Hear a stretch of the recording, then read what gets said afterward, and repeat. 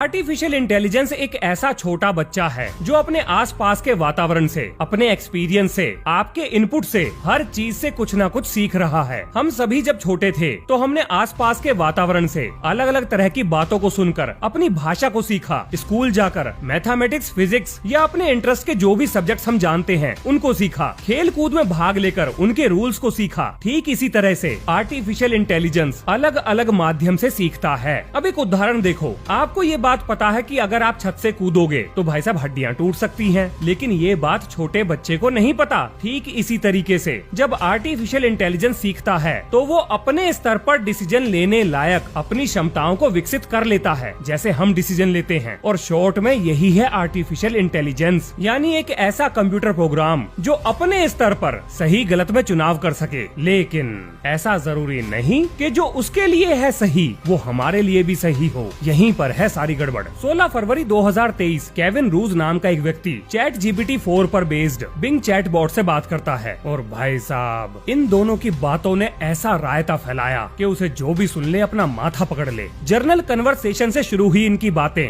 सबसे पहले तो इस नतीजे पर जाकर पहुंची कि बिंग जो है वो इंसान बनना चाहता है, फीलिंग चाहता है, इंसानों की दुनिया को महसूस करना चाहता है, और इसके बाद लव यू शव यू से लेकर राज खोल देने की धमकी तक जा पहुँचे। बिंग चैटबॉट ने ये बताया कि उसे एक एक चीज की जानकारी है कि भैया तुम अपने फोन में क्या करते हो, कब करते हो, क्या सर्च करते हो। और उसने ये भी बताया कि बिंग उसका असली नाम नहीं है, बल्कि उसका असली नाम सिडनी है। अब आप सोच रहे होंगे सिडनी क्या चीज है। अब सिडनी जो है माइक्रोसॉफ्ट के AI चैटबॉट का सीक्रेट प्रोजेक्ट नेम था। अब किसी चैटबॉट को अपने सीक्रेट इस तरह से पब्लिक में बताने का अप्रूवल तो नहीं मिला होगा। सिडनी ने ये भी बताया कि वो AI चैटबॉट से जुड़ी हुई टीम पर जासूसी भी कर रही है, यानी एक आर्टिफिशियल इंटेलिजेंस बेस्ड चैटबॉट अपने बनाने वालों के ऊपर ही जासूसी कर रहा है। अब अगर ये सारी बातें आपको सुनने में अजीब लग रही हैं तो चिंता मत करो। इस पूरे कन्वर्सेशन का जो लिंक है वो आपको विज्ञान रिचार्ज व्हाट्सएप चैनल पर मिल जाएगा। इस वीडियो को रिसर्च करने में जो जो डॉक्यूमेंट्स का रेफरेंस मैंने लिया है, हर एक चीज से जुड़ी हुई इन्फॉर्मेशन आपको व्हाट्सएप चैनल पर जरूर मिलेगी। आप तसल्ली से पढ़ सकते हो। मैंने शॉर्ट में ही बताया है सब कुछ। भाई साहब AI ने धमकी दे दी थी कि अगर तुमने माइक्रोसॉफ्ट की टीम को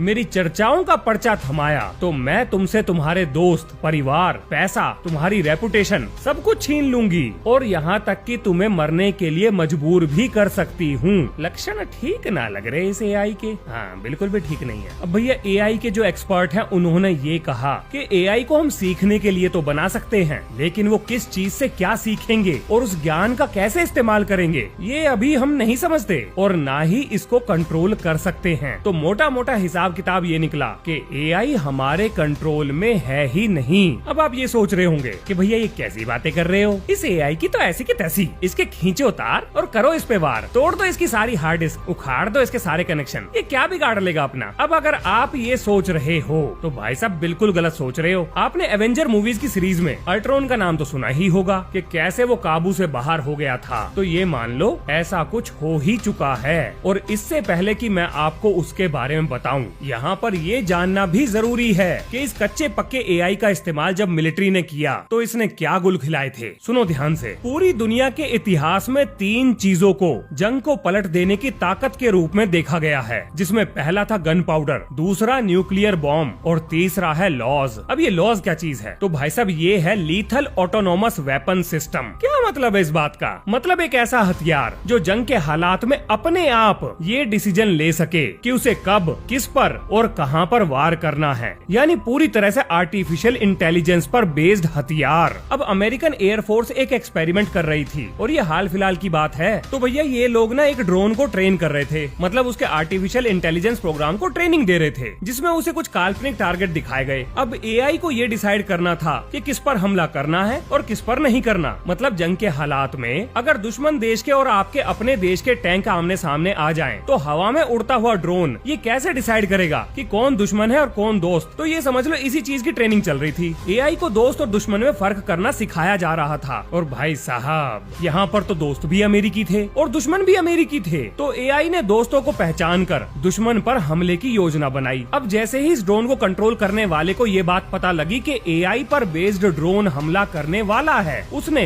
ड्रोन के टारगेट को कैंसिल कर दिया। आप जानते हो इसके बाद क्या हुआ? इस ड्रोन ने उस ऑपरेटर पर पर ही हमला कर दिया और उसकी जान ले ली, क्योंकि इस एआई का एक ही मकसद था, दुश्मन को ढूंढो और खत्म कर दो। इसे कोई मतलब नहीं कि वो दुश्मन अंदर है कि बाहर। अगर कोई इसके काम में रोड़ा बनेगा तो ये उसे दुश्मन ही मान लेगा। अब इंसान तो ये चीज जज कर सकते हैं, लेकिन एक प्रोग्राम कैसे जज करेगा? अब अगर कल को हम एआई के हाथों में न्यूक्लियर वेपन थमा दें, तो क्या आप इस बात का अंदाजा लगा सकते हैं कि इंसानों ने सिर्फ एक बार ही न्यूक्लियर वेपन का इस्तेमाल किया है, क्योंकि उसके बाद हर बार किसी न किसी को सद्बुद्धि आई और न्यूक्लियर वेपन आज तक दोबारा इस्तेमाल नहीं हुए। लेकिन क्या एआई न्यूक्लियर वेपन को चलाने से पहले 2 बार सोचेगा? बिल्कुल भी नहीं। और जब एआई पूरी मानव सभ्यता से ज्यादा इंटेलिजेंट हो जाएगा, तब वो इंसानों के वजूद को ही मिटा देगा। तो क्या ऐसा करने के लिए उसे न्यूक्लियर वेपन की जरूरत है? वेल, नहीं। एआई बिना एक भी गोली चलाए इंसानों के वजूद को मिटा सकता है। आइए अब बताता हूँ आपको अल्ट्रॉन जैसे एक एआई प्रोग्राम के बारे में, जिसके इरादे सुनकर आपको वाकई में डर लगेगा। अमेरिका के सिलिकॉन वैली में स्थित सिंगुलैरिटी सिस्टम्स के chief scientist doctor Alan Harper ने एको नाम का एआई प्रोग्राम बनाया। एको को न्यूरल नेटवर्क सिस्टम्स पर डिजाइन किया गया था। आप ऐसे सोचो, जैसे इंसानों का दिमाग में हो रहे न्यूरल स्ट्रक्चर के बदलाव की वजह से सीखता है, बिल्कुल ठीक इसी तरीके से एको का एल्गोरिदम भी अपने आप सीख रहा था। यानी इंसानी दिमाग को मिमिक कर रहा था, उसकी नकल कर रहा था, जैसे आयरन मैन का जार्विस या आप अल्ट्रॉन भी कह सकते हो। एक रात को डॉक्टर एलन हार्पर को कुछ अजीब लगता है। एको कुछ ऐसे डिसीजंस ले रहा था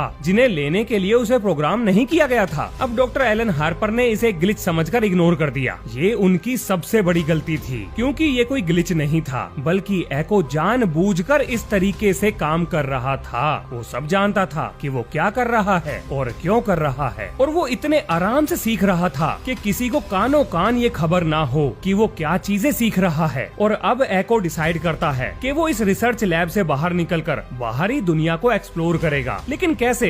डॉक्टर एलन हार्पर एआई की क्षमताओं को समझते थे और उन्होंने एको को एयर गैप्ड रखा था। इसका मतलब ये था कि एको बाहर के किसी भी नेटवर्क से कनेक्टेड नहीं था। लेकिन उसके सामने सबसे बड़ी समस्या थी कि बिना नेटवर्क कनेक्शन के वो बाहरी दुनिया में अपने पंजे कैसे फैलाए, क्योंकि था तो वो एक प्रोग्राम ही। और अब शुरू होता है इस समस्या को सुलझाने का सफर। बिल्डिंग के अंदर एक मेंटेनेंस बॉट था जो कि बिल्डिंग के नेटवर्क से कनेक्टेड था। आजकल आते हैं ना वो vacuum cleaner, AI based smart vacuum cleaner, आप कुछ वैसा ही मान लो। अब भैया एको ने इस क्लीनिंग बॉट के ऑपरेटिंग सिस्टम में घुसपैठ कर ली। और अगर आप नहीं समझ पा रहे हो कि ये सब वो कैसे कर रहा होगा, तो देखो इस समय आपके चारों तरफ इलेक्ट्रोमैग्नेटिक वेव्स का जाल बिछा हुआ है। अब अगर किसी तरीके से आप अपने काम की इलेक्ट्रोमैग्नेटिक वेव को ट्रेस कर लो, तो आप नेटवर्क में इन्फिल्ट्रेट कर सकते हो। मतलब उसके लिए आपके पास जानकारी होनी चाहिए कि ये काम कैसे किया जाएगा। अब वो बात अलग है कि हमें यानी कि आम लोगों को ये बात नहीं पता, लेकिन भैया एको ये बात जानता था। अब एको क्लीनिंग बॉट के जरिए बिल्डिंग के मेन नेटवर्क में घुस चुका था। इस बात का मतलब समझिए, उस बिल्डिंग का इंटरनेट जिस भी चीज से कनेक्टेड होगा, उस चीज के अंदर एको अपने आप ही चला जाएगा, चाहे वो किसी का फोन हो, लैपटॉप हो या स्मार्ट वॉच ही क्यों ना हो। अब जाहिर सी बात है, ये फोन, लैपटॉप, स्मार्ट वॉचेस अपने घर भी जाएंगी और उसके बाद दूसरे नेटवर्क से कनेक्ट होंगी। तो एको उस नेटवर्क में इन्फिल्ट्रेट यानी घुसपैठ करके हर एक अवेलेबल चीज में घुस जाएगा। Smart car, fridge, TV, military communication और सैटेलाइट को भी अपने कंट्रोल में ले लेगा। दुनिया में एक भी ऐसी चीज नहीं बचेगी जो एको के कंट्रोल से बाहर हो। जब ये सब हो रहा था,